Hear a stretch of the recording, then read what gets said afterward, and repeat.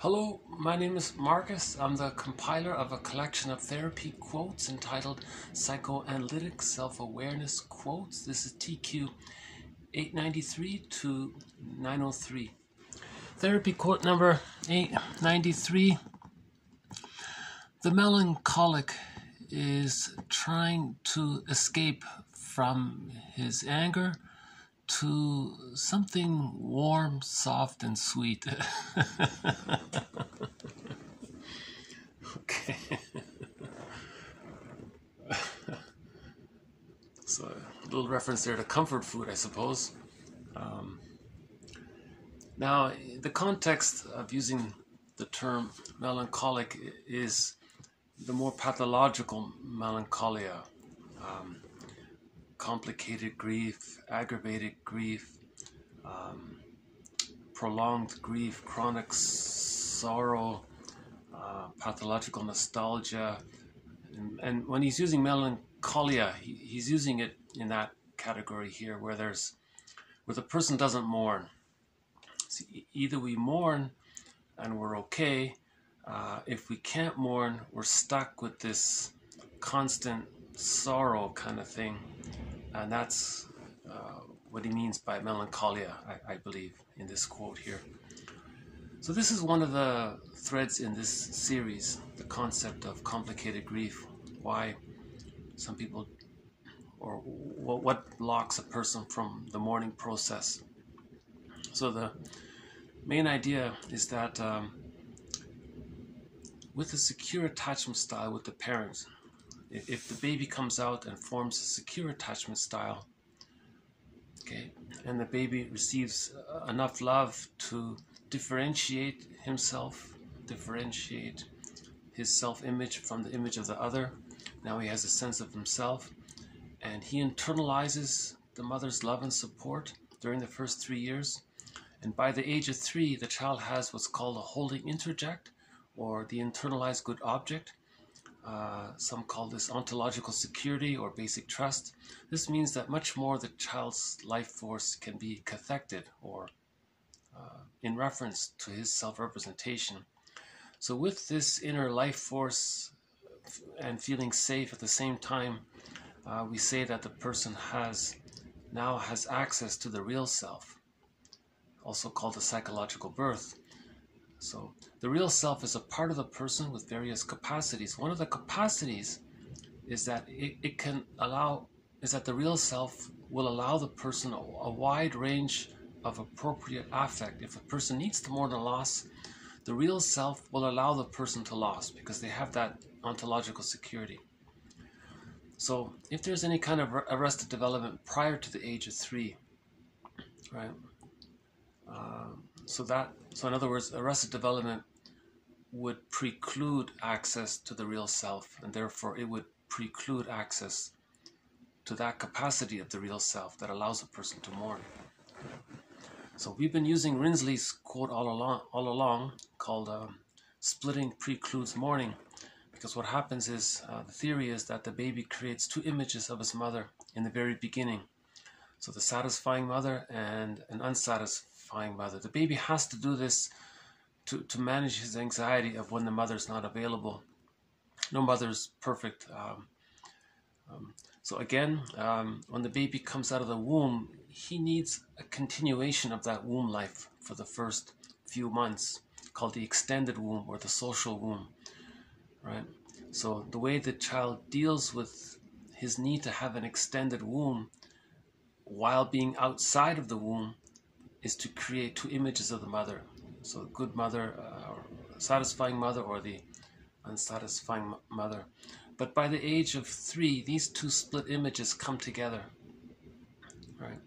So now the child has an impression of his mother as being a realistic person, not goddess or demon or something. Because when the child creates images of the mother at that early baby stage, because of the baby's small size, and from the baby's perspective, the mother's like a giant or giantess in the nursery, combined with the baby's small size and his perception from his point of view, plus the baby thinks in images. It's called primary process thinking.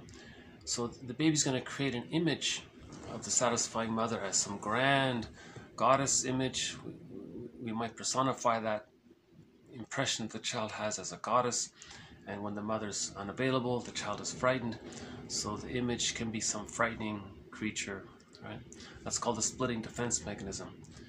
Now, if the child doesn't get enough love to allow the splits to come together, he doesn't differentiate, know himself. So Fairbairn says that the more rejecting the mother is, the more the baby needs the mother, the more the baby clings to the mother. Therefore, the baby has to deny some of this. There's unconscious ambivalence towards the mother, and the baby uses the defense mechanism of splitting to maintain this unconscious ambivalence. Because the baby has to think the mother well in order to bond to the mother, but his life force is attached to the rejecting image of the mother. Again, in the beginning, the child creates two images of the mother, okay? And then when these images come together to form a whole representation, that allows him to differentiate. So when Robert Bly says, get the key out from under mother's pillow, he's talking about this differentiation out of that symbiotic orbit. Because in the first 6 months, that stage is called the stage of symbiosis, the stage of undifferentiation. The child doesn't know where he ends and his mother begins. The child's impression of himself and his impression of other or mother, it's fused, it's one there, it's blurred. Just like in the womb, the baby was one with everything around him. In the extended womb, in that symbiotic egg, he's still one with everything around him. He even thinks maybe the mother's an extension of him. He's so fused there. If the child gets enough love, he feels safe enough to differentiate. If the child is not getting enough love, the child holds on to that splitting defense mechanism. Right? Because if the child's too frightened, he can't differentiate. So he has to maintain the splitting defense mechanism. The splitting defense mechanism is how the baby deals with the anxiety of the mother being frustrating or unavailable. Right? So splitting precludes mourning. Right? Because in order to mourn, you have to differentiate the prototype. You need the psychic structure for mourning. The prototype that leads to the psychic structure is differentiation, where the child's image differentiates. He's separate. So in other words, the child knows there's two people, and the child saw that the mother saw the child as a little human being with his subjectivity. The child recognizes this, he learns from this, he sees his mother as a person with her subjectivity. So there's sort of that mutuality there. It's called whole object relations, right?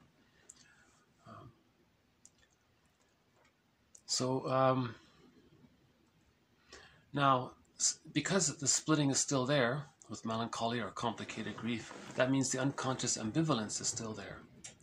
So we did a couple of videos recently on unconscious ambivalence. So may I refer you to those two earlier videos on unconscious ambivalence. We went into that at length, I think. So with this unconscious ambivalence, that means the child has positive, loving feelings towards the mother and angry feelings towards the mother. But these angry feelings are denied, repressed, compartmentalized, split off, disassociated. The child's not aware of it, or the person's not aware of it. So there's the unconscious ambivalence. Okay, this psychic structure of splitting leads to melancholia because the person can't mourn. So the person is always denying his anger at his mother. Right? It's reasonable if the baby's needs are not getting met, the baby's going to be angry. But he can't express that anger, so he denies it, along with the image he has of his mother as the frustrating mother, and he denies that split image of the mother as being frustrating. That leads to unconscious ambivalence. And what created this unconscious ambivalence is the splitting defense, compartmentalization of the one side, and then denial and repression of that other side, or disassociation of that other side. Right? That leads to unconscious ambivalence. Unconscious ambivalence leads to melancholia, right? Because splitting precludes mourning. Right? So he's saying here, if the person is, if it's too painful to face the unconscious ambivalence with the mother, so if later on in life as an adult there's a loss, he can't mourn it or acknowledge it, it's because he needs that psychic structure. But to get that psychic structure of differentiation or whole object relations, he has to heal the splits. But to heal the splits, he has to face the unconscious ambivalence. To face the unconscious ambivalence, he has to face the fact that when he was a baby, he was angry at his mother when he doesn't know it. Right?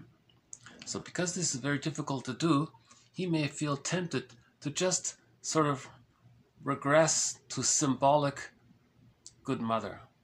Right? Symbolic good mother, something warm, soft, and sweet. So some comfort food, right? That triggers the memories of the time very early on when mother was satisfying, right? Or the times when she was satisfying. So that's a way to escape from needing to face the unconscious ambivalence. If the person wants to cure his melancholia, he needs to face his anger with his mother, right? Or in other words, he has to forgive his mother. So if he can forgive his mother, he can heal his melancholia. So forgiveness and the willingness to be happy are the same, Hugh Prather said. The willingness to be happy and forgiveness are the same. Reparation of the other and reparation of the self are the same. Healing the splits of the other image, and which heals the splits of the self-representations, so leading to whole object relations. They happen at the same time. It's hard to even tell them apart, one author says. Right. So how do we forgive the parent? One suggestion is to read the Enneagram, recognize which type the parent is. That can help with the idea that maybe the parents were psychologically incomplete, meaning they didn't achieve the psychological birth themselves, right? And therefore they couldn't offer a secure attachment style. That can help to lead to forgive the parents, because the parents may have had prenatal stress. Parents may have had birth trauma, situational trauma, trauma in the environment with siblings, with other family members. There could have been intergenerational trauma because their parent also didn't receive a secure attachment style, so it just keeps getting passed along. There could have been trauma while getting the tonsils out, trauma at the dentist's office. There could have been school shock. There could have been some kind of forced relocation situation. So the parents were caught in their existential dilemma, preventing them from becoming psychologically complete. In other words, to achieve the psychological birth.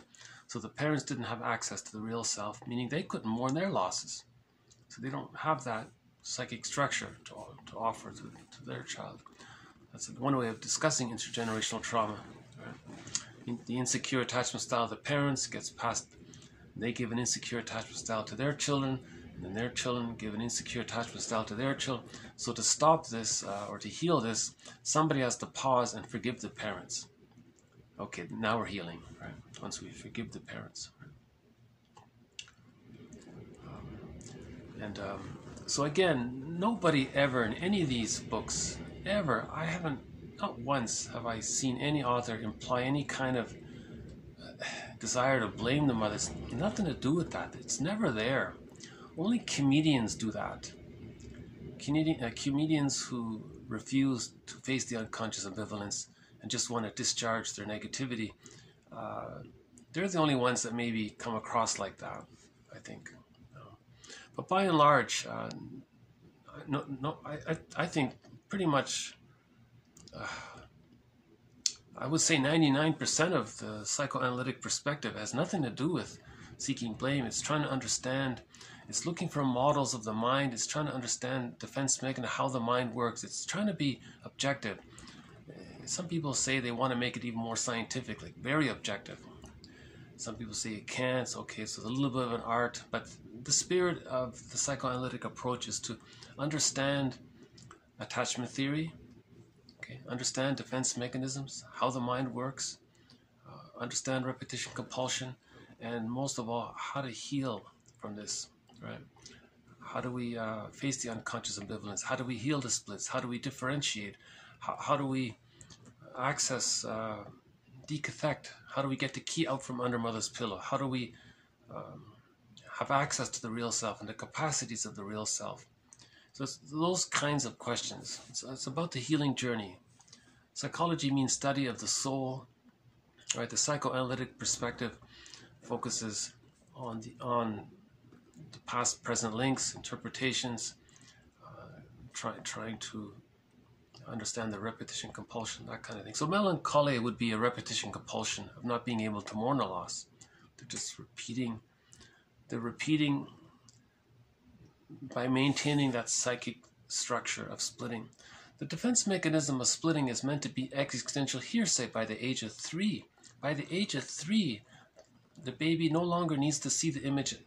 The baby no longer needs to see the mother in his unconscious mind as either goddess or demon. By the age of 3, the baby can bring these images together, synthesize them, bring them together. Now he has a new image of the mother as a single, whole person with her dimensionality, full dimensionality, as a full human being, right? Not some fantasy, unconscious fantasy of goddess and demon kind of thing. Right? So analysis leads to synthesis. When there's a synthesis, there's a mature, realistic outcome. Right?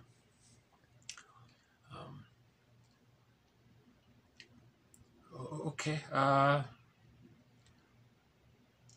I just thought that was a humorous quote to add to our collection on complicated grief. And you know, some authors say that's the main task of therapy, is to face the unconscious ambivalence, heal the splits, differentiate. That allows the mourning process. Okay? And then much more, that's getting the key out from under mother's pillow. That leads to the access to the real self and the capacities of the real self. One of the capacities of the real self is the person that this real part self of the person allows the person to know their unique individual wishes, their individuality, how they're unique, and then expressing oneself from their innate uniqueness. That's meaningful for a person that way, rather than being stuck in an unconscious battle with the mother, right, in some kind of encoded symbolic form later on in the repetition compulsion. So, I mean, under general stress, we all want comfort food. That's okay, but it's a question of degree. If it's, you know, if it's a sort of a life pattern, you know, where they're always seeking comfort foods, you know, maybe. Yeah. Okay. Yeah, I won't get into the. Some people say, you know, comfort foods. You know, it's maybe it's just more about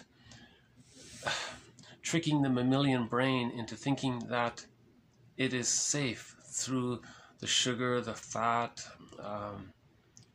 you know, and then if the mammalian brain feels safe, it sends the whole body serotonin, you know. So, but that's maybe a byproduct of it. But we're more focused on the psychological side of this series is more about the psychoanalytic perspective. The brain chemistry that comes afterwards, or is an outcropping of it, that's maybe a bit of a footnote.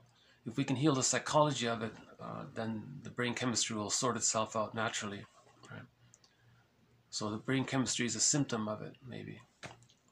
But again, I'm not really, I'm not knowledgeable enough to comment on that, so I've avoided that area. But if anyone's interested, Loretta Brunning wrote a book called Meet Your Happy Chemicals. The book's been renamed to Habits of a Happy Brain, I think. And she has a follow-up book called Beyond Cynicism.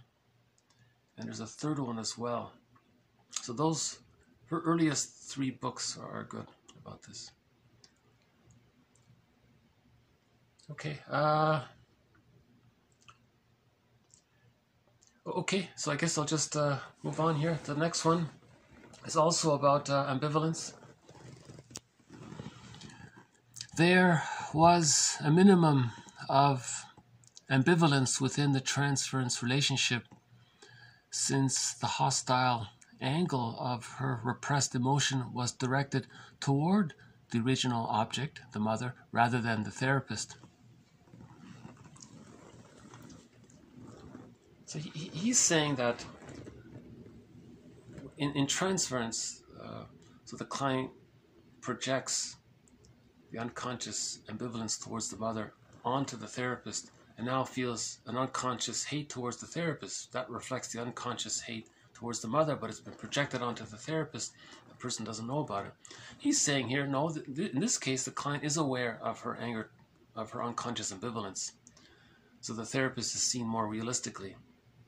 Right? That's all he's saying there. Okay, we'll do one more on the work of mourning. If the work of mourning is excessive or delayed, one might expect to find that the binding force of the positive ties to the lost object had been very great. In my experience, the degree of persisting ambivalence is a more important factor. So here's the great irony of it all. If the mother is loving towards the child, later, that's a secure attachment style, later on the child has the capacity to mourn. Because he got the love, he was able to differentiate. You need differentiation to be able to mourn losses. Now, you would think that if a person can't mourn the loss, it's because the positive feelings were so amazing. You can't let go of those positive feelings. That's the opposite. If you can't mourn, it's because there's a lot of unconscious anger towards the person. That's the ambivalence. You're aware of the positive feelings, and you're not aware of the negative feelings. That's due to the splitting defense mechanism, due to the psychic structure being crystallized early on in babyhood time when the baby didn't get a chance to bring the split images together. He wasn't able to synthesize the split images, and it's stuck there in his psychic structure. And the person is operating from that psychic structure. Another author says therapy is healing psychic structure. When he means build psychic structure or repair psychic structure, he says repair the ego, okay, to add some psychic structure. So add a new holding interject, that would help to bring the splits together and then differentiate. So you're changing the psychic structure, called the internal object relations. So there's this whole internal world we're talking about here. This series is mainly based on object relations theory, where there's this inner world of images going on, right? And if you heal these inner world, if you have inner harmony and inner peace, that heals the personality.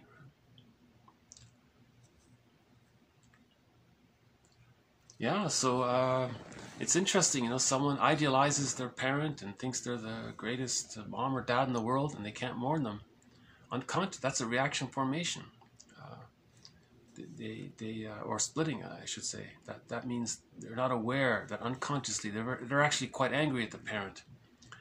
And for a period of time in the working process, the person will be more angry than loving towards the parent temporarily. That's facing the genuine ambivalence, right? Then you know you're facing the ambivalence. If for a period of time you actually really are more angry at your parent than grateful towards them, that means you're facing the ambivalence. Then you can mourn the loss.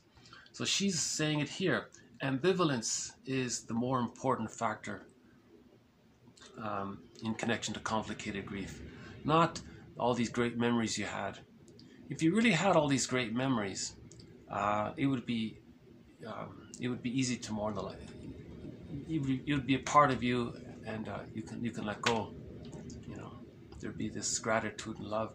Love doesn't cling like that. You know, what's clinging is, as Fairbairn says, the more rejecting, frustrating, annoying, impinging, engulfing the mother is, the more the baby needs the mother, the more it clings to the mother. That's what's clinging. Right? It's called negative symbiosis there. This negative union or this negative symbiosis. Okay, we'll add one more definition on transference to the collection here. TQ 896. I define transference as the unrealistic roles or identities unconsciously ascribed to the therapist by the client and their reactions to this representation derived from earlier experience. So he's just emphasizing both the image and the emotion. So in transference, you see your parent in the therapist. That's transference. You're transferring to transfer your displace or misplace or wrongly place or ascribe or see in unconscious fantasy, okay, the client sees the therapist as the parent, let's say.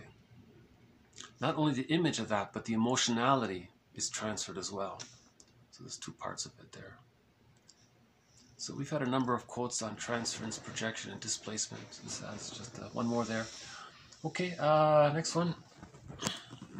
In later greedy attitudes to others, Fairbairn emphasizes as rooted in the traumatic quality of the child's feelings of not being loved and of not having his own love for his mother accepted and valued.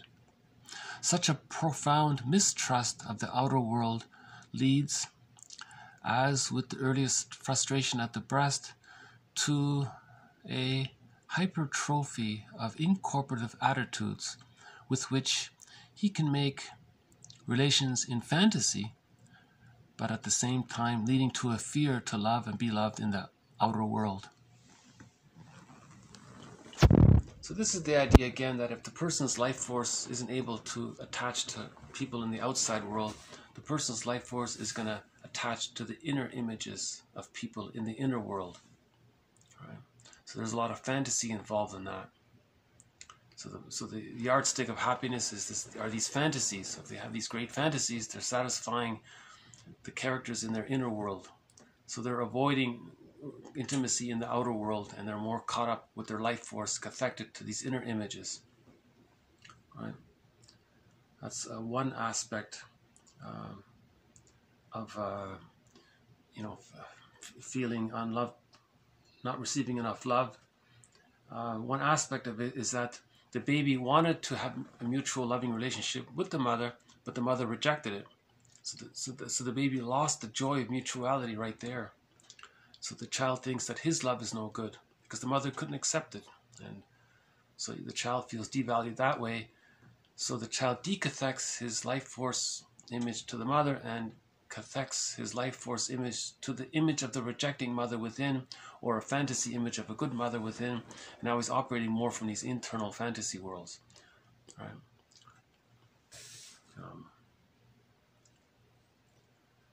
So he talks about the greedy attitude. So again, we've covered this in previous videos, but just briefly again, the theory is, in the beginning, the baby is fused with the mother.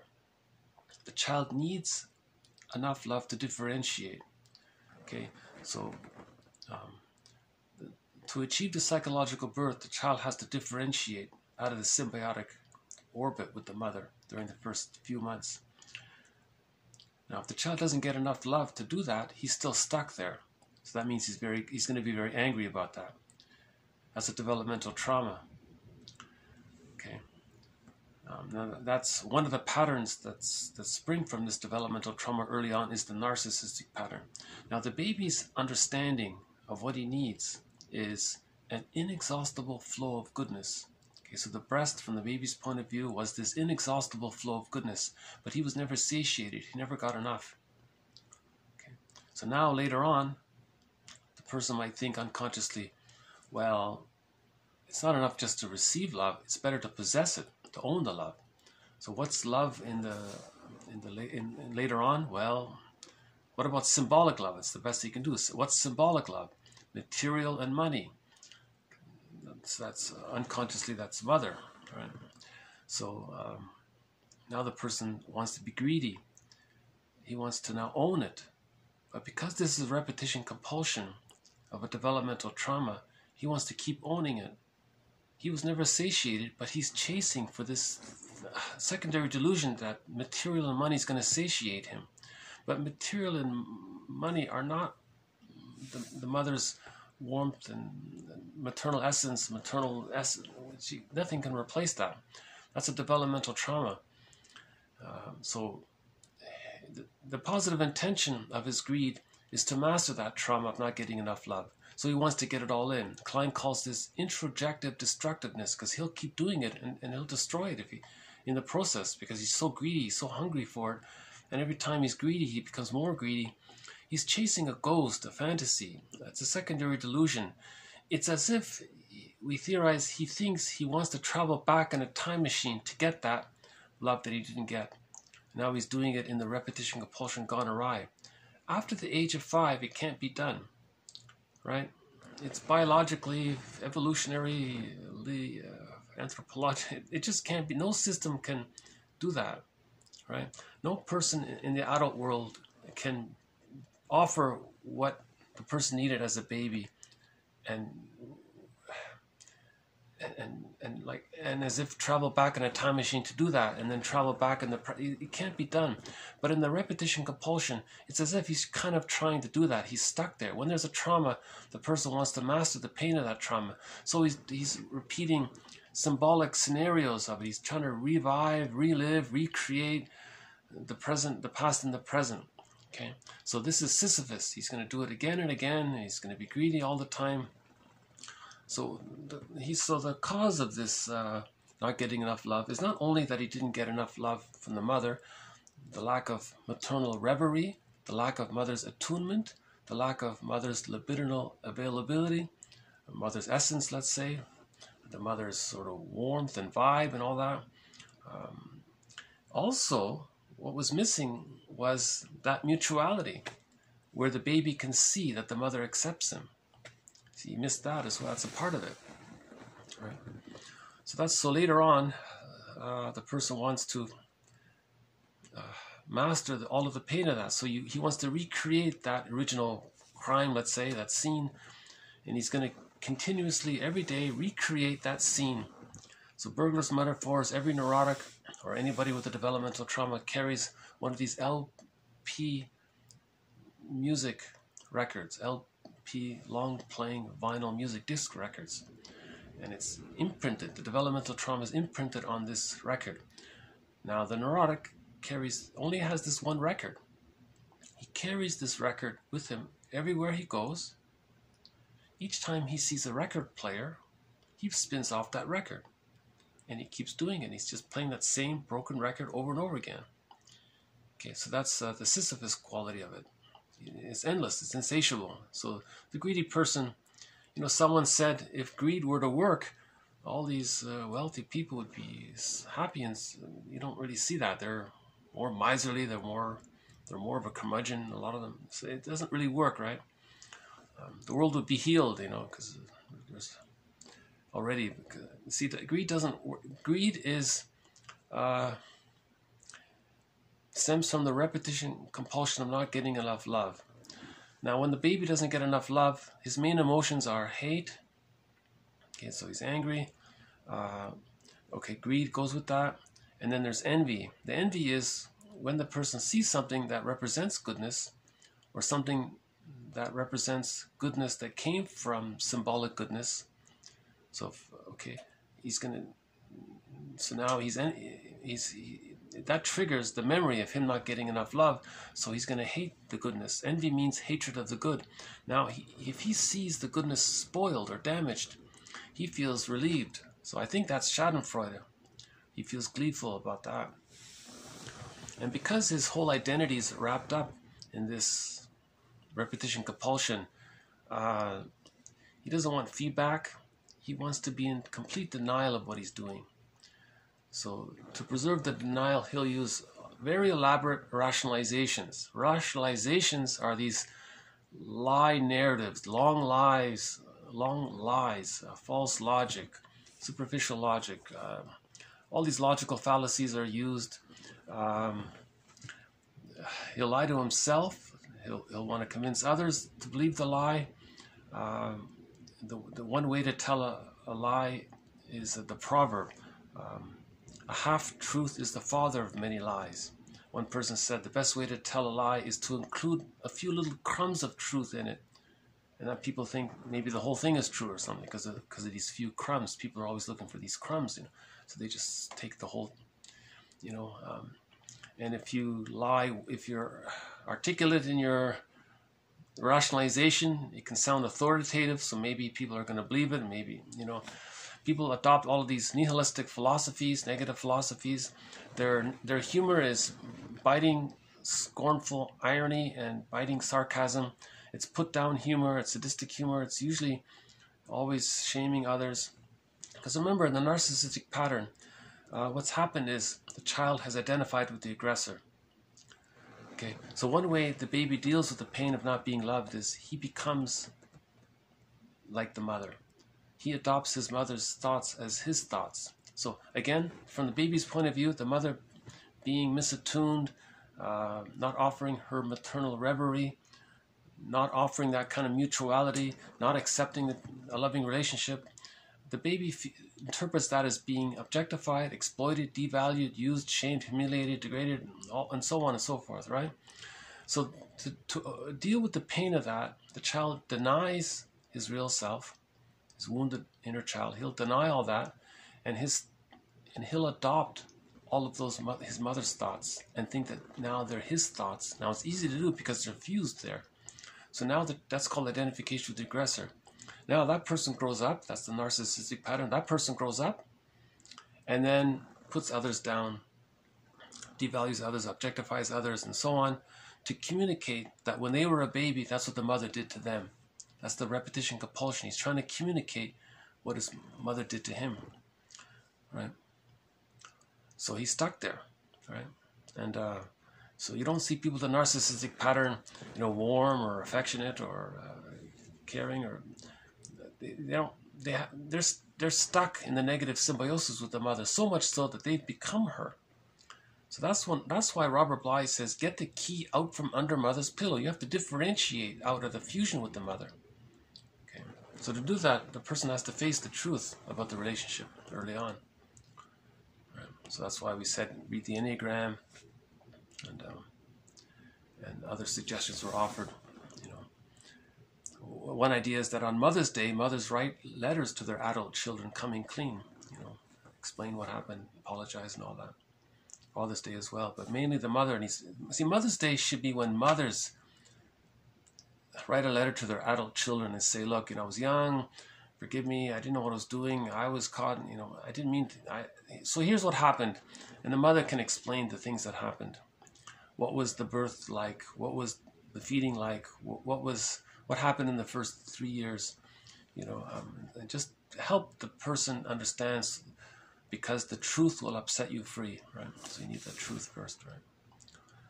So knowing the truth helps to face the unconscious ambivalence, and that helps to get the key out from under mother's pillow. Then the narcissistic pattern is cured that way, right?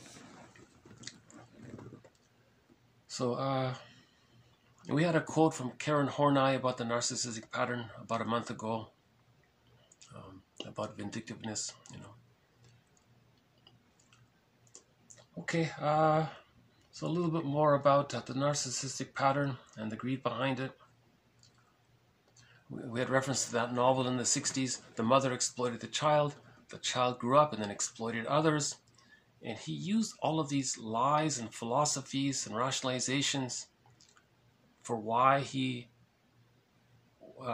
wants his cake and eats it. Like, he wants to express his hate and anger, and he wants to be seen as good. He wants his cake and eat it too. All these rationalizations, he didn't realize it, but those things he was saying to others were pretty much identical to the things his mother was telling him as a child. And he never made the connection that he was just a continuation of her. So that was the tragedy of that novel there in the 60s. And Karen Horney talks about Peer Gynt, and Marie-Louise Bonfrance talks about the Puer, okay, and there are and the Don Juans and all that, the Playboys and all that stuff. Okay, yeah, okay, just a little follow-up to this, TQ898. The oral fixations didn't represent the failures of satisfaction at the breast as such, but were the result of a deprivation in the overall constellation of mothering.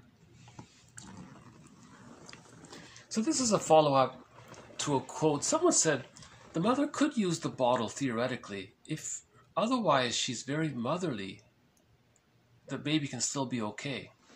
So it's the motherliness that matters, not too much the milk and the breast, but the motherliness, the connection and the love from the mother and the relationship with the mother, that kind of matters more a little bit. So he's adding to that idea that the overall constellation of mothering is more important.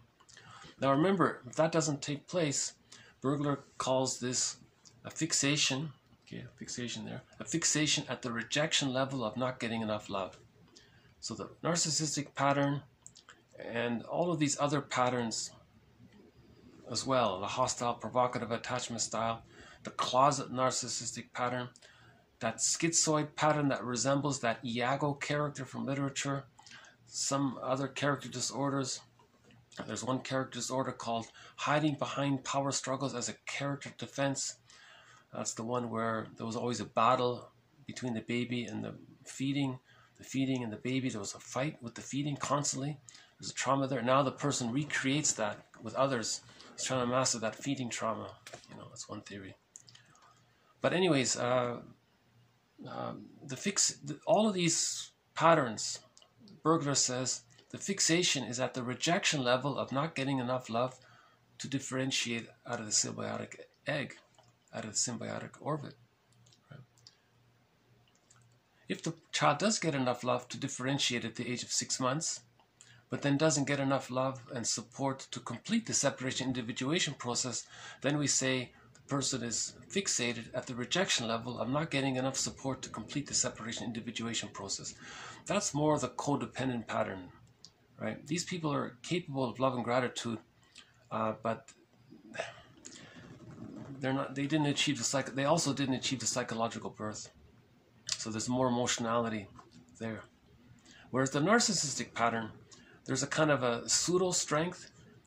All of their life force, all of their emotions are just hate, envy, greed, and schadenfreude.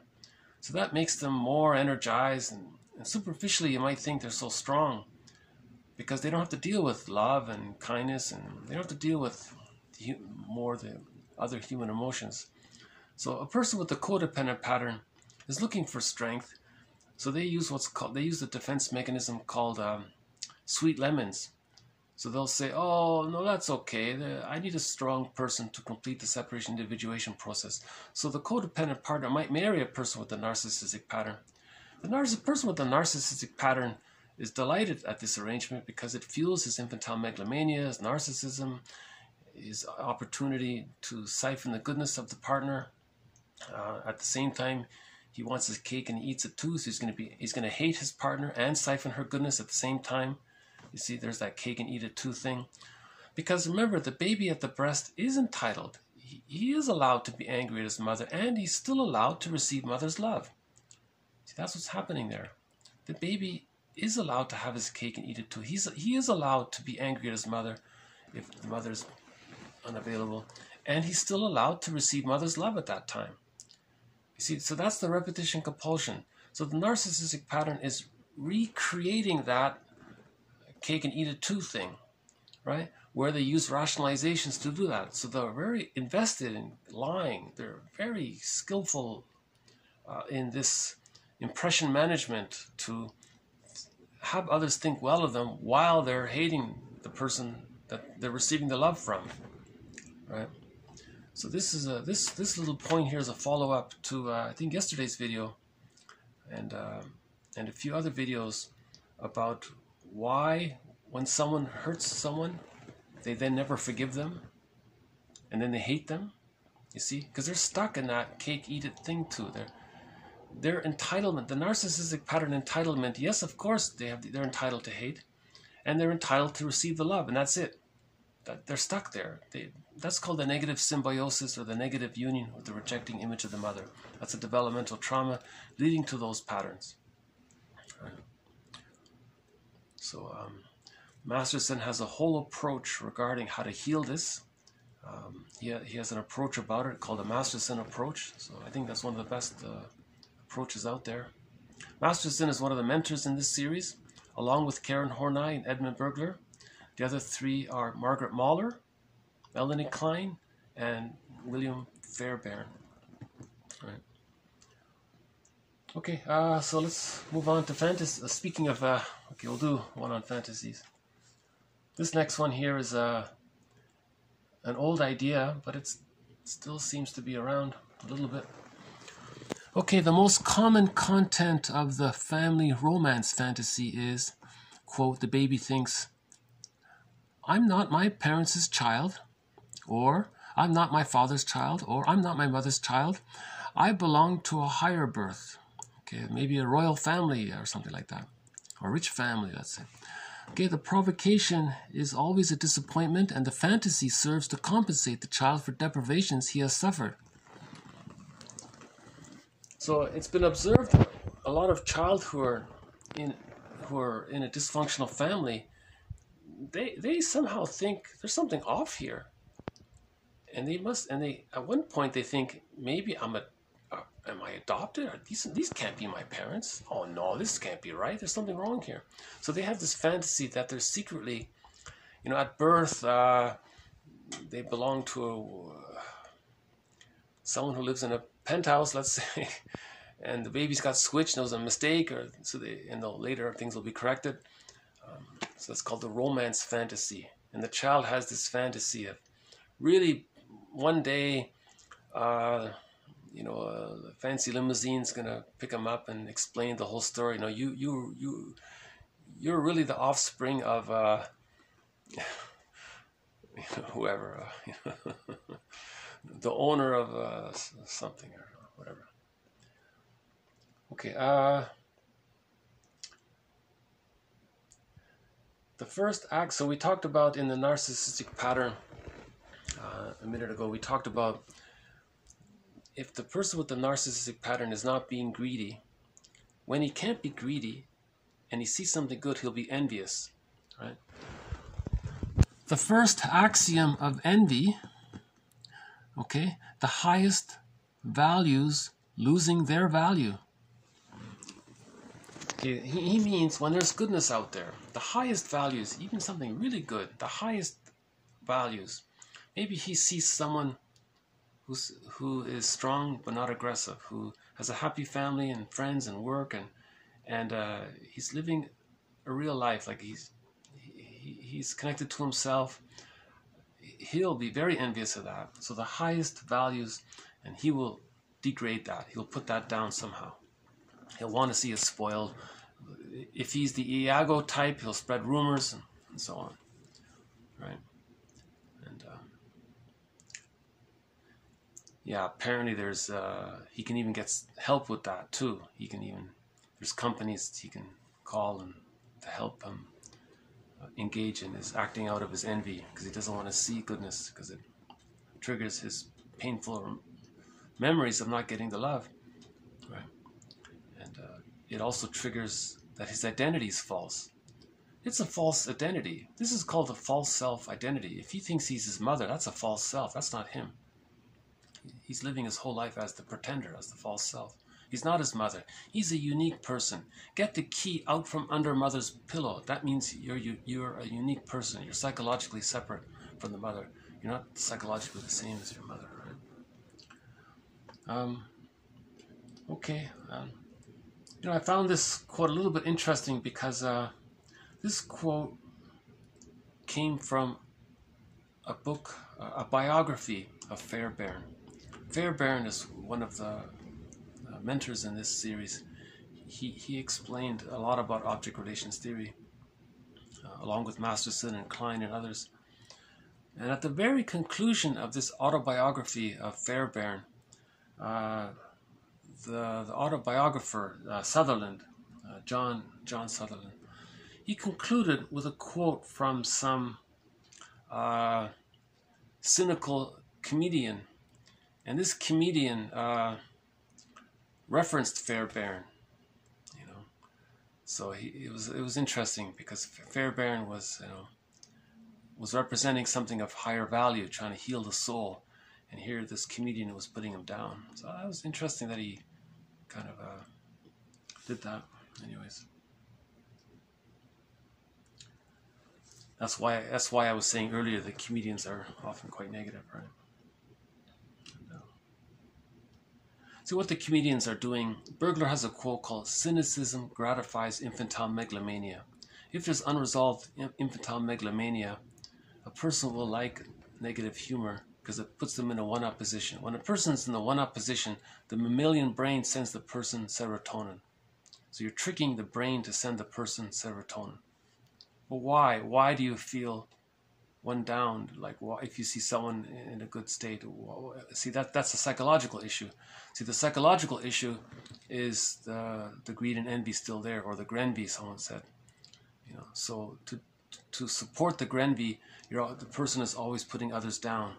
And if you enjoy that kind of humor, you're kind of indulging in that yourself to some degree, vicariously through the eyes of the negative, cynical comedian, right? Now, if the person has that psychic structure, it does offer some stress relief, but they're reinforcing the psychic structure of the grenvy and the envy and the hate and all that. You know, under stress, we all need a little relief. We're not talking about. We're talking about like structurally. In certain situations, anybody might feel a little relief at some comedy, but if it's endlessly 24/7 put down humor, that's a structural issue, right? Okay, the next one here offers. There's a book called 101 Defenses by Jerome Blackman. He goes through 101 common defense mechanisms. So I just thought I'll include a few of his here. He offers a sort of a nutshell version of his defense mechanisms in the index here. So I'll just go through a few of them here. Okay, one of them is compartmentalization. This is where you inhibit yourself from making connections. Okay, compartmentalization. You put it in a box and then deny it. So the baby has two images of his mother, the good mother and the frustrating mother. It's too painful to admit the frustrating mother, so the baby puts it in a psychic box, compartmentalizes it. It means it's kept separate from his image of the good mother. So the theory is the baby thinks the mother's two people, or that there are two people. There's only the good mother and the bad mother, and this, you see, so it's Jekyll and Hyde kind of. He keeps it very separate, and then he denies the Hyde side, the rejecting side of the mother, right? So the baby thinks in these exaggerated images, goddess and demon. Okay, now during the first 6 months, that's okay. But as he gets older and he has loving experiences, he feels safe enough to see the mother in a realistic whole way, not in these split exaggerated images way. If there's a trauma there, then the child will hold on to the split images. The way to hold on to these split images is to put the negative image of the mother in a box, a compartmentalization, and then that box goes into the unconscious. Now that's psychic pain. That leads to a lot. That's unconscious ambivalence. This psychic pain, to get relief from the pain in the future, the person with that psychic structure may project this compartmentalized image onto non-threatening substitute others, and then they feel angry towards them. So they displaced it, they wrongly placed it, but they're under so much psychic pain of carrying this unconscious negative image of the mother. So they may see it in others. That's called scapegoating, that's called prejudice. So prejudice is confession of the splitting defense mechanism, right? Prejudice is confession of the unconscious ambivalence that's being denied, where the person is projecting their unconscious anger towards the mother, the unsatisfying side of her, onto others, you know. And then they may coax the others to do something wrong, and that gives them a rationalization. See, now they have a rationalization, a lie, to convince themselves that it's okay to be angry at this other person. What they're doing is they're trying to express their anger at the mother. When they were a baby, they couldn't express their anger at the mother. Okay, in adult life, when they project and act out and use rationalizations and coax the other and blame the other, they're trying to express their anger towards the mother now. That's a repetition compulsion gone awry. Someone called it a secondary delusion. Another one called it pathological repetition. It can't be done. That innocent person is not your mother. What are you expressing your anger at? You know, it doesn't. See, it's a delusion. The person is influenced by these unconscious fantasies. So the idea is to make the unconscious conscious. So the whole psychoanalytic approach is to make the unconscious conscious. Now the psyche, we can say that the way the psyche is helping the person to make the unconscious conscious is that the person can observe this. If the person is blaming something, blaming someone or something, blaming is confession. Prejudice is confession. What you say about someone else in a very strong way, that's a confession of what you're denying in yourself. That's called owning your projections. 2 days ago, it was called the mental hygiene movement. It was about owning your projections. The mental hygiene movement supports emotional health, psychological health, mental health, spiritual health. But to get to the spiritual, emotional, psychological, mental health, you have to own your projections. That's called mental hygiene. So the mental hygiene movement was to help offer tools to promote psychological, emotional, spiritual health. Okay, we have to own our projections. So if you see a non-threatening, peaceful, safe substitute other, and you're lying to yourself and convincing yourself, and you're going to exaggerated elaborations to convince yourself and others that there's some kind of boogeyman or frightening thing, what you're doing is you're temporarily trying to distract yourself from your unconscious hate towards the mother. But you're not facing the psychic structure. In order to face the psychic structure that's doing this, you have to be conscious of your projections. That's called facing your unconscious ambivalence. So when we own the projections, the person can then think, okay, does this mean that when I was a baby, the mother was misattuned and unavailable and didn't offer her maternal reverie? Does this mean that when I tried to have a relationship with my mother, she looked negatively at me and I felt bad about it? Is that what happened? Okay, maybe I need to get to know the mother a little better. Okay, so now we do, now we become the existential detective. So you watch that movie, I Love Huckabees, about becoming your own existential detective. Okay, so you visit the mother and you interview her. You find out. She'll lie and deny it, but you insist. Okay, so there's authentic aggression. You're gonna. It's rightly placed. If you're angry at the mother, doesn't mean you hit her or something like that. Maybe a pillow's okay, I don't know, but you want to argue with her. You want to get the truth out of her. Ideally, the mother on Mother's Day would volunteer that information. But if she doesn't, Robert Bly says you have to be the one to visit your parents and get as much information, get as much truth as you can out of your parents. They're not going to want to say it. That's a sign that they're in deep pain and denial and they can't say it. So there's forgiveness for them that way. If they can't even offer that, if they can't even help heal the children they hurt, then they're really in deluded denial, So they're deeply caught in their existential dilemma. They had prenatal trauma, birth trauma, situational trauma, trauma with the siblings, trauma, intergenerational trauma, trauma getting their tonsils out, trauma at the dentist's office, forced relocation, maybe other kinds of trauma in the environment. Maybe there was... See, prenatal trauma, if the environment was very noisy,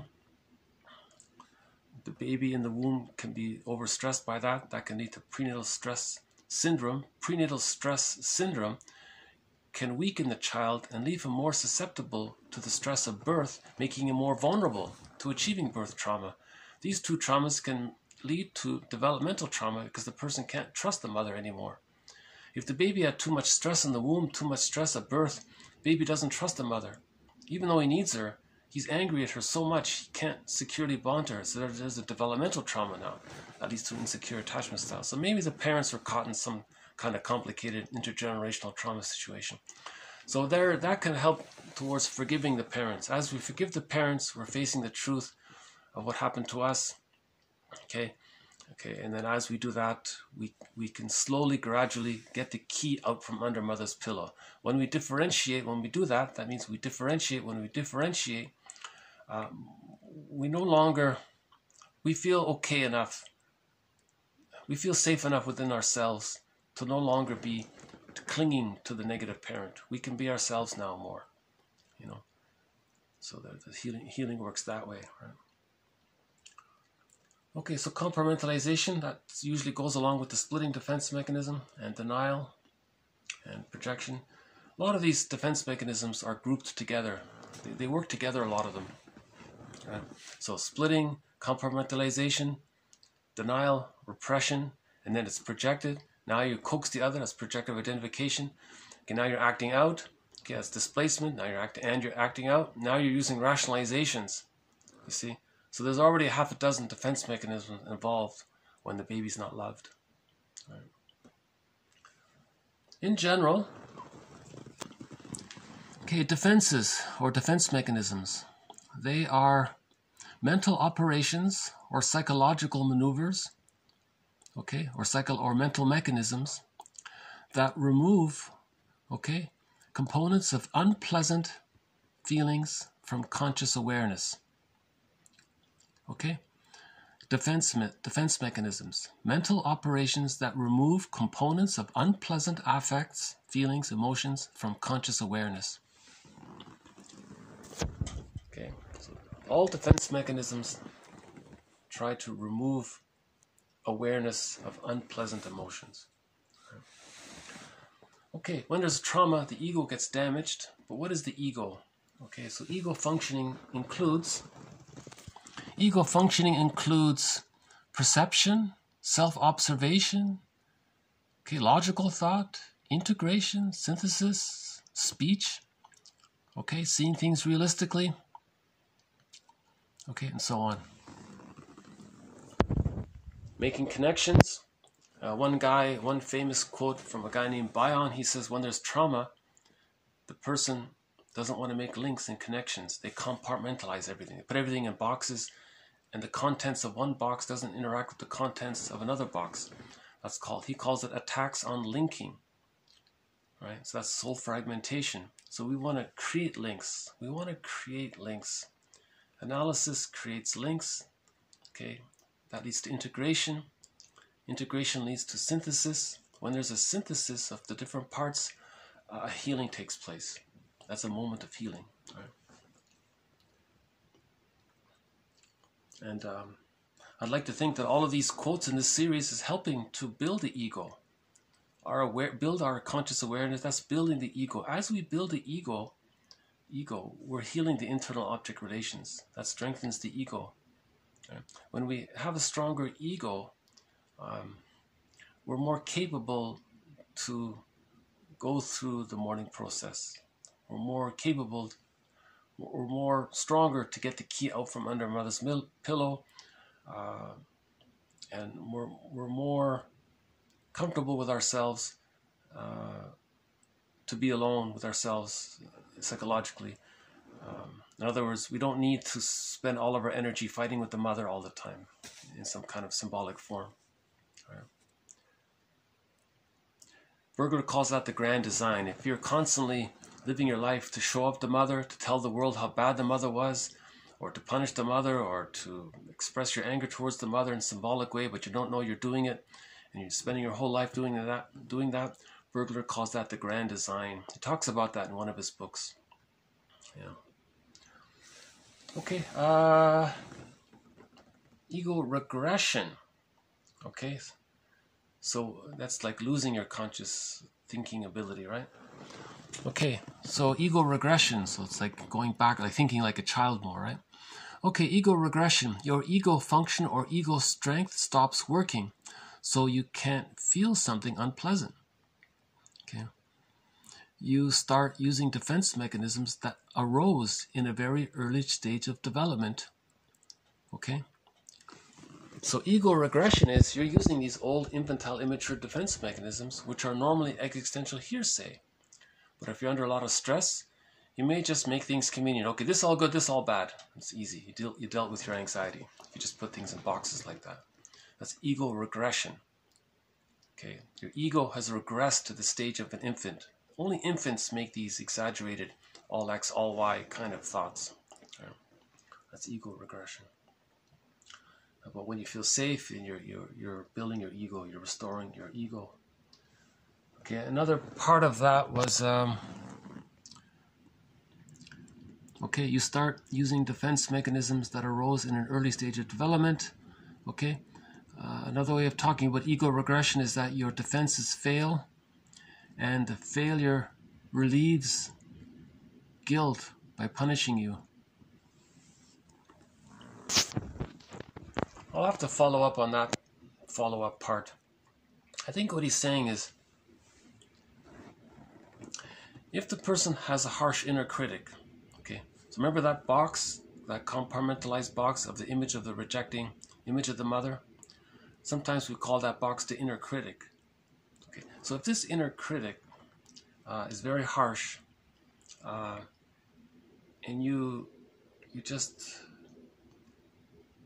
maybe if you think in a very childish way, that means you're going to remember the negative thoughts about the mother, and maybe you pleased the mother at that time. You see? So in the grand design, maybe sometimes you're pleasing the mother. You're overly attached. Robert Bly says, get the key out from under mother's pillow. Why does the mother hold the child's key? That's called, it may be because she's using what's called the Jocasta style of mothering. The Jocasta style of mothering is when the mother thinks to herself that when she was a child, she didn't get her needs met. Now, finally, she has this baby. Finally, she's going to get her needs met. She's going to condition this child to be responsive to her, to listen to her, to do what she says. Okay, because when the mother was a baby, the mother ignored her. Now, she has another chance. She's going to parentify the baby, turn that baby into her mother, and use that baby as a comforter to comfort the mother. That's called the Jocasta style of mothering. So in the myth, in the fairy tale, you see the wedding between the mother and the son. Right? That's the Jocasta. That's a metaphor of the Jocasta style of mothering, where the child parentifies the child. Myths describe the inner world, the emotional, inner psychological world. Myths and fairy tales are true on the inside. They're trying to talk about what we're now using jargon for. In the past, they used stories for, like this. Right. Okay, next one here. Identification with the injured object. You model yourself after wounded birds you've known and sometimes loved.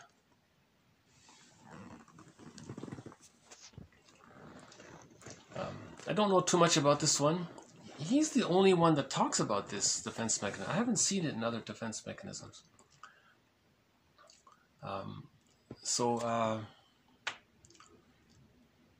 think he gave the example that the brother saw that his younger brother was victimized by the father. Later on,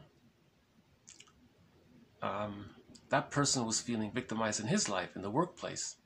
He remembered his younger brother being victimized, and then he identified with him. So he formed a kind of he modeled himself after his younger brother, because his younger brother was sort of in that position that the older brother is now in. So he identifies himself with the injured object. Right? The more common one is identification with the aggressor means you do to others what has been done to you.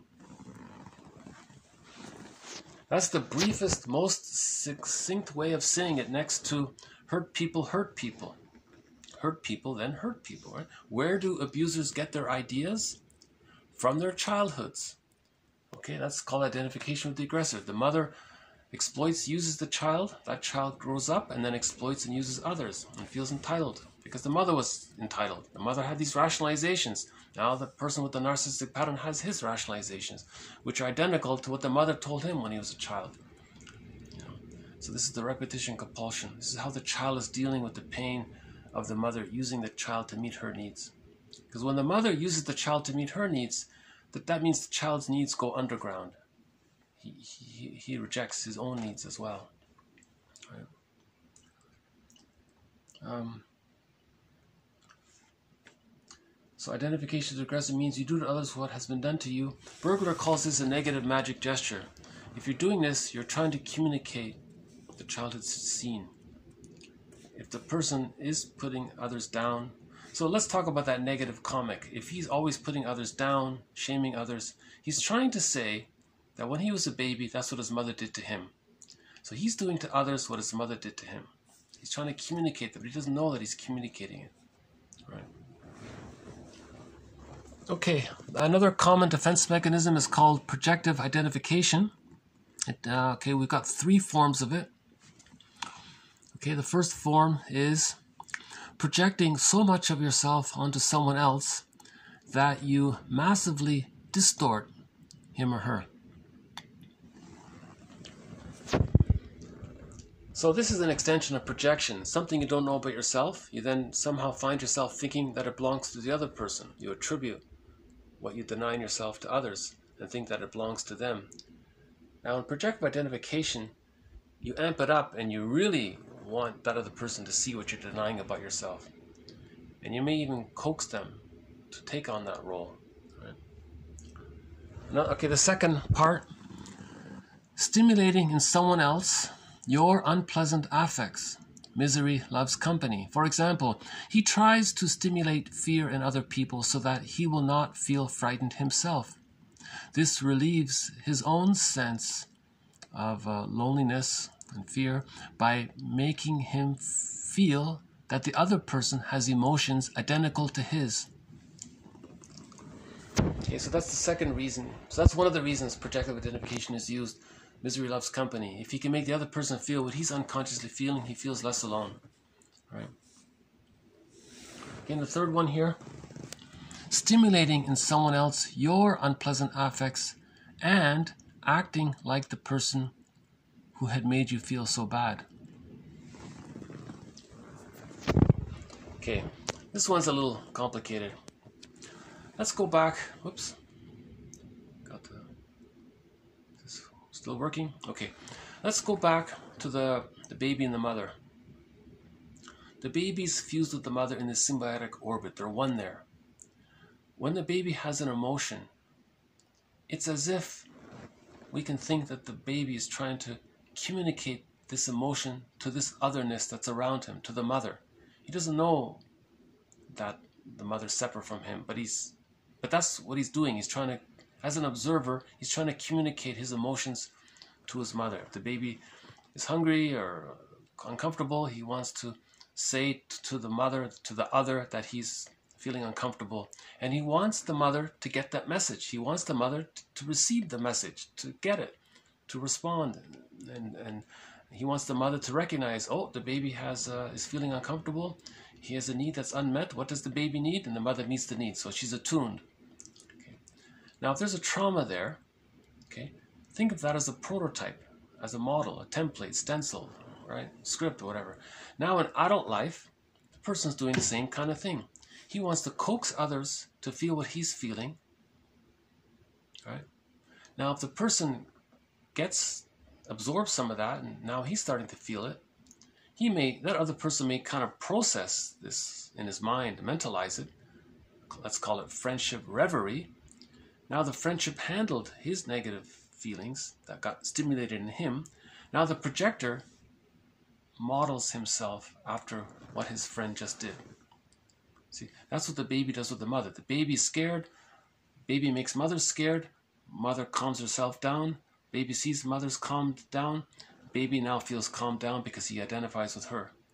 Okay, so same kind of thing. Friend is anxious, makes his buddy anxious. The buddy mentalizes it, thinks about it, processes it, considers it, uses his healthier ego to deal with all of it. Now he calms himself down. The first person who's anxious observes all of this and takes it in, identifies with it, and then he feels a little bit calmer as well. So there's the projective identification. Still that back and forth between the baby and the mother. Now the two friends are doing it. So the first friend is acting like he's using that template that he learned in babyhood time. So that template is still there. So that's the third example. Okay, one more on rationalization. Rationalization, you make excuses to relieve tension, usually after denying some reality. Okay, may I refer you to Laughlin's quote on rationalization early on in this series. He has a very good quote on rationalization. Okay, one here I've never seen before, but I'll include it. I never thought of this as a defense mechanism. Whining. Okay, complaining. Okay, you don't see the infantile quality of your wish to be taken care of. So if the person's stressed and he's not aware that he has feelings and needs and he's just whining and complaining, he's not aware of it. That's a defense mechanism. I never thought of that. If the person's complaining, he's trying to allay his... It's a way to not be aware that he's feeling distressed or something, or that he needs love or something. I'm not really sure if it qualifies as a defense mechanism, but maybe he's acting out. He's verbally acting out, I guess. Yeah, he's projecting, and it belongs to transference, right? So the baby was crying for the mother. Now later on, whining. It's a little bit like that kind of thing. Okay, we'll do 2 more quotes from that same book. Okay, TQ 902. He wanted to express hostility toward me by breaking the agreement and getting me to let him get away with it, as his father often had. And he provoked me to punish him for his disobedience, which his father had also done. These transferences protected him from recalling his anger at his father. So the boy and the father had a pattern. The boy would be naughty. Sometimes the father punished him. Okay? Sometimes the boy did something wrong, and finally the father let it go. All along, the boy or girl, whatever, was angry at his parent. Now that pattern didn't get resolved. Now in adult life, the person's still doing the same kind of thing. He breaks agreements, right? Because he wants to make the therapist parent angry and let him off the hook. That's what his father did. Or he wants the therapist father to punish him somehow. That's what his father did in childhood. So he's repeating something from childhood with the therapist. It's called transference and acting out. Now the child did these things, these passive-aggressive things, for connection, to express his anger, to get his father's attention, but he didn't know that he was doing it. He didn't know he was being passive-aggressive to get approval, or to get connection, or to get some response from his father, or to get a connection with his father.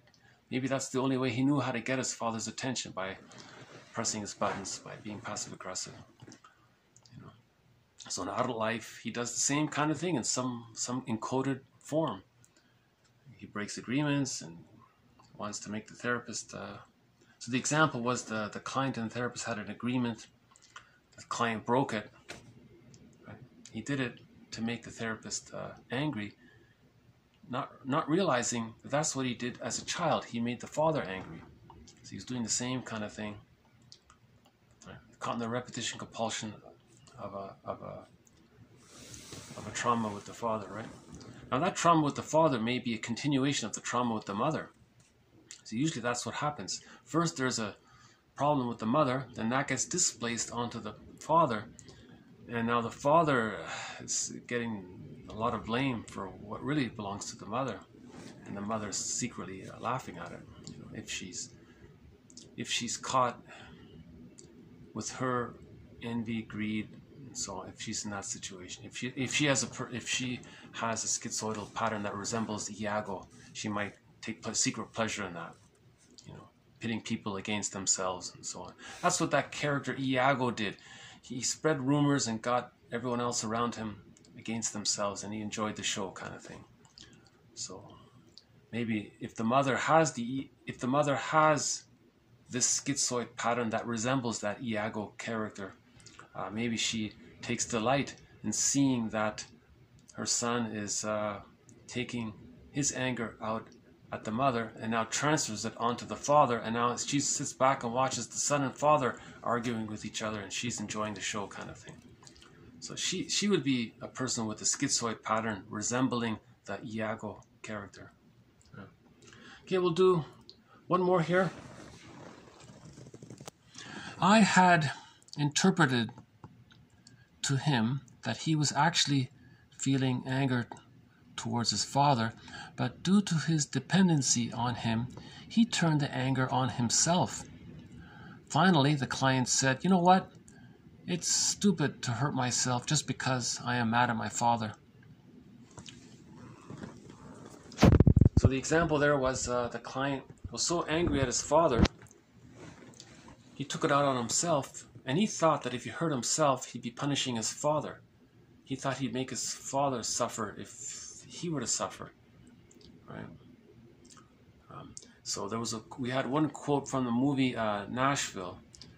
There's a line in there where the girl says to her ex-boyfriend, I think, "Look, ex-boyfriend, don't punish me by hurting yourself."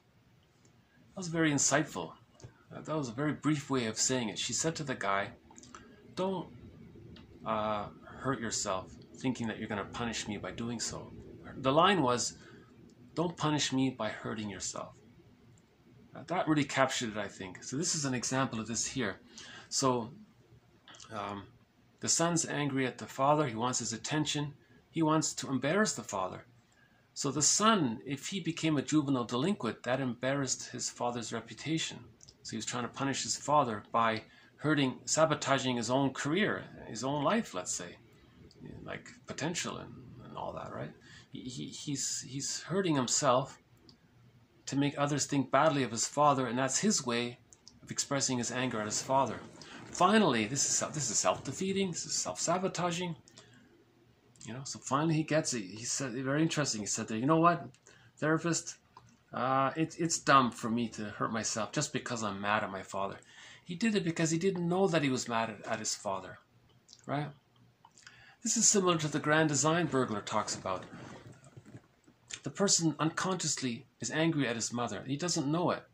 So he lives an unsatisfying life, or a self-defeating life, or a bad life in some way, an unlived life, because he wants to punish the mother. He wants to show up the mother. He wants to tell the world.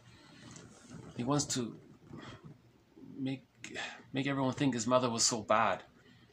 You see, same kind of thing here. I think it's good that sometimes therapists are script writers for comedy shows, because they sometimes include little gems like this, like in that Nashville show. I think it was in the first season or second. I forgot which season. But that's a good quote.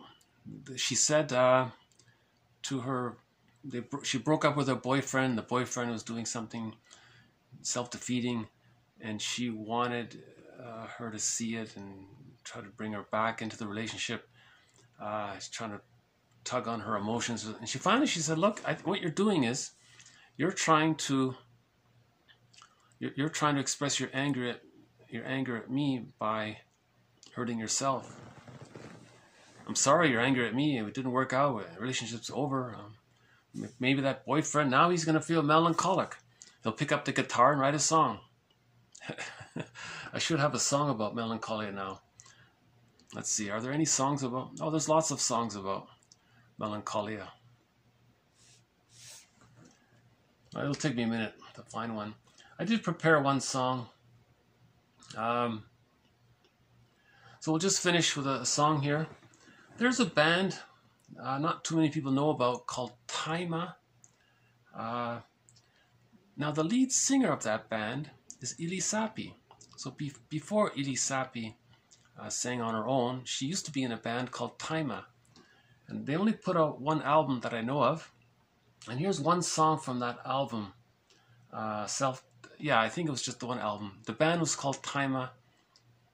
And the album, I think, was just called Taima as well. And one song on there is called So You Say. So You Say.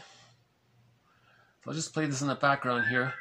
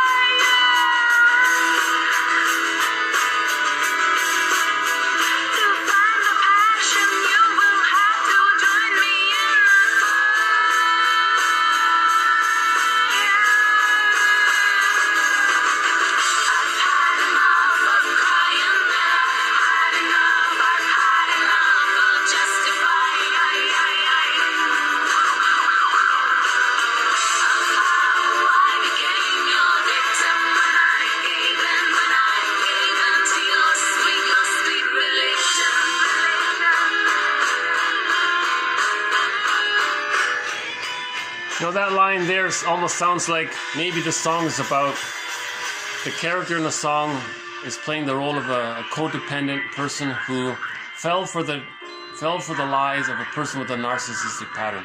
A person with a narcissistic pattern is going to use a lot of rationalizations. They're going to make it sound convincing. Now, a person with a codependent pattern is hungry to receive support to complete the separation individuation process. A lot of codependents wake up finally, and they write maybe songs like this. Or a lot of books are written by women with the codependent pattern who recovered from it. I couldn't find the lyrics, so I didn't quite catch the whole song. So, thank you very much. This has been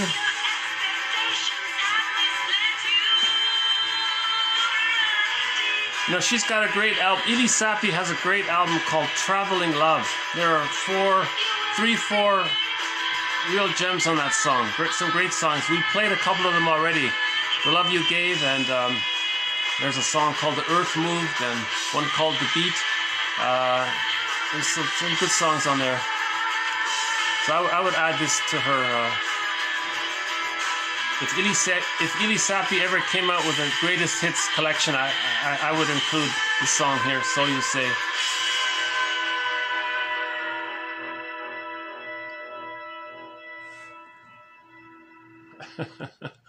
Yeah, it's a good song. She's emotional. She's being assertive. Yeah, she's great again. So we covered. We started off with a quote about melancholia, pathological melancholia, or pathological nostalgia, or chronic sorrow, pathological grief, aggravated grief, complicated grief, delayed on. If there's a huge delay onset of grief, that's a form of complicated grief, but better late than never, even if it's delayed. So melancholia means there's unconscious ambivalence. The person doesn't want to face their unconscious anger. One way to deal with not wanting to face your unconscious anger is emotional eating. Searching for something warm, soft, and sweet. I can certainly relate to that. A good book about emotional eating is one by Roger Gould. He has a book called Shrink Yourself regarding emotional eating. And Merriam-Woodman has some material about emotional eating. Merriam-Woodman's the one that says, if you face emotional eating, if you confront that defense mechanism of emotional eating, you'll come face to face with your unconscious ambivalence with your mother, right? That's unconscious, that you had as a baby, that's still there, in other words. And when you do that, you can get the key out from under mother's pillow. So Merriam-Woodman and Robert Bly even wrote a book together called The Maiden King. That's a good book too. Okay, this next one here, about transference. Okay, now if the person is aware of their unconscious ambivalence with their mother, it's easier they're closer to healing. They're closer to bringing the splits together. The idea is to synthesize the split images. We have to bring together these unconscious, unrealistic images in the unconscious of goddess and demon. We have to bring these wildly exaggerated baby images, infantile images that the baby has of the mother, goddess of demon. We have to bring these splits together, synthesize these split images, and we form a whole new image. The mother is as a realistic human being. The mother is a woman, a human being. She's a human being, not a goddess or a demon. She's a human being, a person. Okay, we have to really get that in a psychological, emotional sense, not just in the cognitive sense, but in the emotional, psychological sense. The mother was a person. When we forgive the mother, we forgive the father. Father didn't help, right? So when we have to forgive the mother, if the father knew better, he would have helped, but he didn't, right? So if we have to forgive the mother, then we can differentiate. So healing takes place that way. Healing happens. It does occur. Takes a lot of work, right? A lot of metaphors describe this process. One dramatic one is that Orestia character. In Orestia, he dramatically confront. In metaphor, remember it's a metaphor, he dramatically confronted his anger towards his mother. In the metaphor, not literal. Metaphors and fairy tales are imaginative storytelling devices to talk about the inner world. Okay? Orestia was able to differentiate from his mother. Orestia got the key out from under mother's pillow because he expressed his anger. That's all that means. It's not literal. Nothing is literal in these fairy tales and myths. Nothing at all. It's just the baby thinks in wild images like that. Okay, another one on transference. Okay, we did a little bit more on greed. So we added the idea that not only does the child need mother's love, one aspect of this love is that the baby wants to see that he can give his love to his mother, and he wants to see that his mother accepts the baby's love. The baby needs that. That's an act of mother loving the baby, to receive the baby's relationship, right? And if there's arrested development there and the baby doesn't get enough love, he's stuck in the negative symbiosis, right? And that can lead to the narcissistic pattern and various other patterns around that.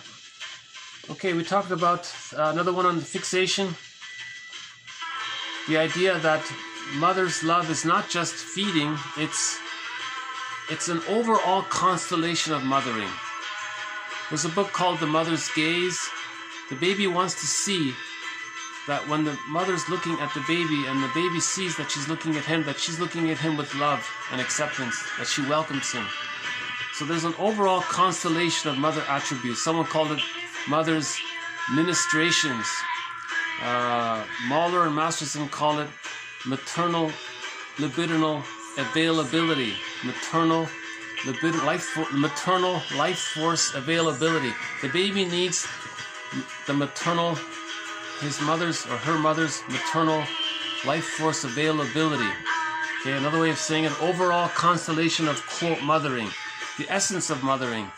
Okay, not only is feeding and being attuned and her reverie.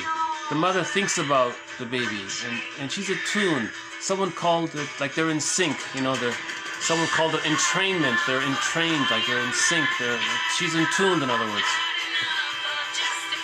Okay, sometimes some children in a dysfunctional family have what's called the family romance. They have this fantasy that their parents are not really their parents, that their parents are some rich people in some other far-off, beautiful place, and one day he'll be reunited and discover the truth. It's interesting, right?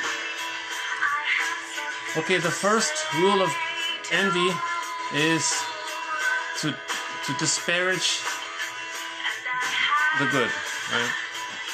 So that's what the people in the narcissistic pattern do, and others as well. We've had a number of quotes on envy. It's one of the threads in the series, so may I refer you to earlier videos on envy. We covered it. Edmund Bergler has talked about it. Mary Ashwin talked about envy. We've had some more about it as well. Okay, we did some quotes here from Jerome Blackman's book. It's pretty good. It's called 101 Defenses. And just briefly, we covered compartmentalization, a little bit about ego functioning. You want to build the ego, repair the ego. Ego regression if we're under stress. If we're under stress and the ego regresses, we're going to use those infantile, immature defense mechanisms. Identification with the injured object. Sometimes we model ourselves after other people we know who have been hurt if we're now feeling hurt ourselves. Identification with the aggressor. Hurt people, right? Okay, intimidation. Oh, we forgot this one here. Intimidation of others. Okay, or the bullying pattern. You put others on guard to relieve your anxiety. So a person with the hostile, provocative attachment style, they may intimidate others and they feel less anxiety. So they've externalized their anxiety. If they see others as being anxious, they feel calmer somehow. So, okay. So we'll follow up more on that one in the next video. Okay, projective identification. Sometimes projective identification is very benign, you know. Sometimes the friend is unknowingly trying to get his provoke his friend to bring up a certain topic. And if the friend does bring it up, the projector is relieved. So the friend might say, you know, I'm starting to feel such and such. Are you also perhaps also feeling such and such? And the first person might say, you know, come to think of it, I am. I'm so glad you brought it up. So sometimes projective identification is very benign like that. Rationalization, whining. Okay, again about transference. The interaction the child had with his father, being naughty and all that, he replayed that in the adult world. And the last one there about self-defeating behavior to punish the parent. He was angry at the parent and he thought that he could punish him by hurting himself to embarrass the parent. So he finally realized, the client realized, you know, that's foolish to be self-defeating just because I'm angry at the father. There's other ways to express his anger at the father. Why take it out on himself? Why do something self-defeating to express his anger at the father?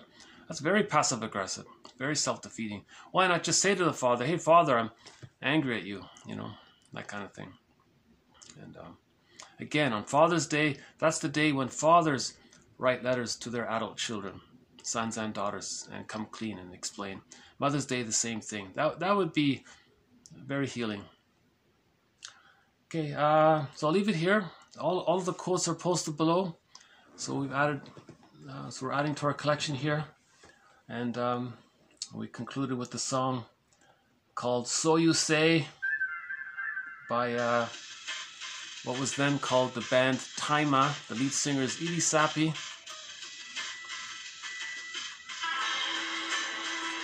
You know, we didn't see the blue jay today. But the snacks are there for him. Even the crows didn't come out. So it's a little snowy here today.